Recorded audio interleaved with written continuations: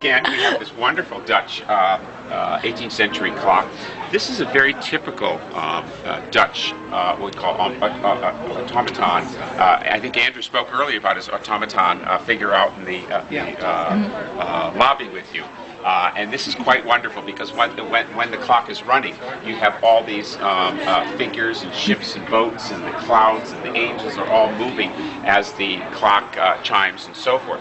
But again, we're going back to the form of the clock. Lots of these, by the way, are very tall clocks. They tend to be very high, and I would say this one has got to be at least about a 9-foot clock.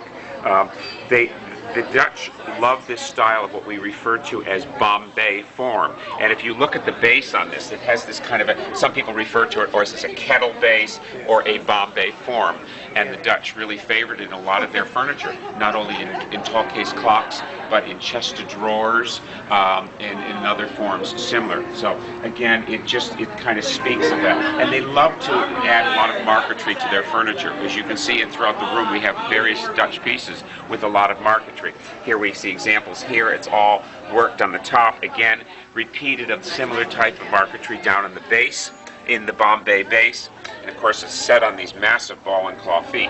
Stylistic-wise, it is it's very typical of a late Baroque kind of early Rococo design in Baroque, Dutch, taste.